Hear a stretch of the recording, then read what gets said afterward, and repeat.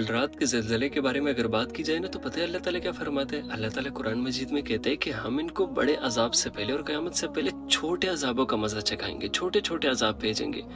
یہ عذاب کون سی صورت میں ہوں گے؟ یعنی کہ ٹرکی میں دیکھ لو، یعنی کہ سندھ میں جو سیلاب آئے تھے، یعنی کہ یورپ میں اور جو امریکہ میں جتنے بھی طوفان آئے تھے اس کے بارے میں دیکھ لو، یا پچھلے 1 مہینے سے دیکھ لو کہ دنیا میں کہاں کہاں زلزلے ہو رہے ہیں، اور پھر یہ پاکستان، افغانستان اور انڈیا کا زلزلہ دیکھ لو۔ یہ سب کچھ وہ نشانی ہے، یہ وہ چھوٹی نشانی جس کی وجہ سے رات کو تمہارا دل خلق میں اٹک گیا تھا۔ تو یہ اس روز محشر کی نشانی ہے جہاں تمہارے خلق میں نا دل اٹک کے، کلیجے اٹک کے باہر نکلنے کے ہوں گے۔ اب ان چھوٹے عذابوں والی آیت کو جب انسان سوچتے نا، وہ کہتے ہیں یہ تو اللہ نے پہلے سے طے کی ہوئے ہمیں عذاب دینے۔ نہیں، یہیں پہ اللہ ایک اور بات بھی کر رہے ہیں اسی آیت میں۔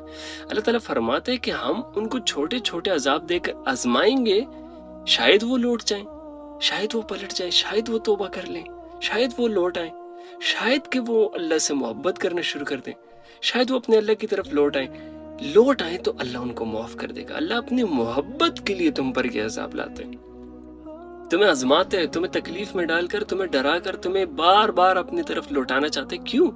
کیونکہ اللہ تمہیں عذاب نہیں دینا چاہتا۔ اللہ تو چاہتا ہے کہ آپ واپس پلٹو اس طرف جو حقیقت سے آشنا ہے۔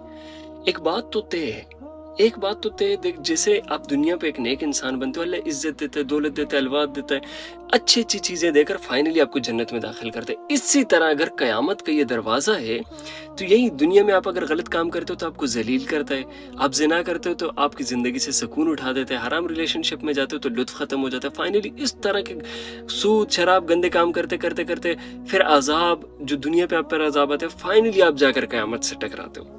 اور قیامت سے ٹکرانے کے بعد جیت صرف اور صرف قیامت کی ہوگی اور کسی کی نہیں۔ لیکن اللہ بار بار کہہ رہے کہ یہاں ٹکرانے سے پہلے میں تمہیں موقع دے رہا ہوں، تمہیں ڈرا رہا ہوں، تمہیں بار بار نشانیاں دے رہا ہوں جو تمہارے حضرت محمد صلی اللہ علیہ وسلم پیارے نبی نے تمہیں کھل کے واضح طور پہ بیان کر دی۔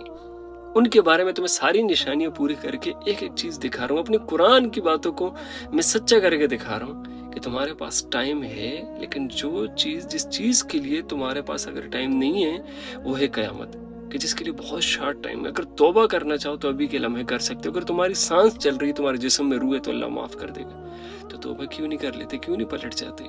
کیوں ان چھوٹے چھوٹے اشاروں کو نہیں سمجھتے کہ اللہ تمہیں بلانا چاہتا ہے؟